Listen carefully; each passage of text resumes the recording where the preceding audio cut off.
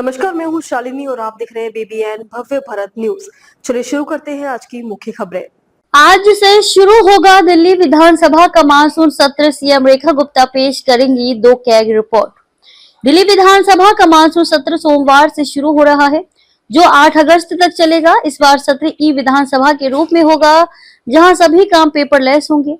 मुख्यमंत्री रेखा गुप्ता 2 रिपोर्ट पेश करेंगी, जिनमें राज्य की वित्तीय स्थिति और श्रमिक कल्याण योजनाओं की जानकारी होगी।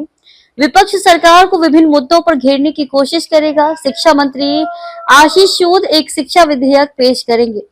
दिल्ली विधानसभा का मानसून सत्र सोमवार से शुरू होने जा रहा है, जो कि 8 अगस्त तक चलेगा। ये दिल्ली के इतिहास में पहली बार होगा जब सत्र पूरी तरह ई विधानसभा के रूप में आयोजित किया जाएगा।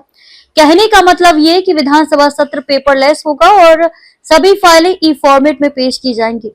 सभी सदस्यों को टैबलेट और ऐप वाले फोन भी मिल गए हैं, यहाँ तक कि उनकी उपस्थिति भी ऑनलाइन दर्ज होगी। सोमवार को विधानसभा के मानसून सत्र के पहले दिन CM Rekha Gupta 2 gag report भी सदन पटल पर रखेंगी। इनमें से एक वित्त वर्ष 2023-24 के राज्य स्टेट फाइनेंस से जुड़ी रिपोर्ट है, जबकि दूसरी रिपोर्ट 31 मार्च 2023 को समाप्त हुए साल के लिए welfare of building and other construction worker से जुड़ी है।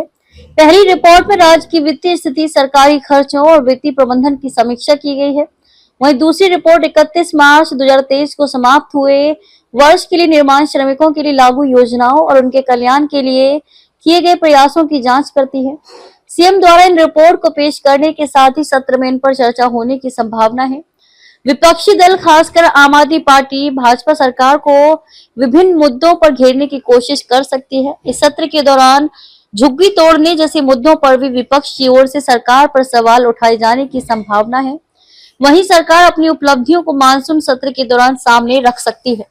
साथ ही दिल्ली के शिक्षा मंत्री आशीष सूद दिल्ली स्कूल शिक्षा फीस तय करने और उसे नियंत्रित करने में पारदर्शिता विधेयक 2025 विधानसभा की अनुमति से पेश करेंगे।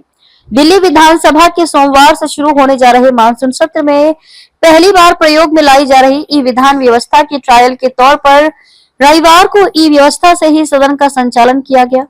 1.5 घंटा चलने वाले सदन में मुख्यमंत्री रेखा गुप्ता के साथ कैबिनेट मंत्री आशीष सूद सहित पक्ष विपक्ष के कई विधायक मौजूद थे।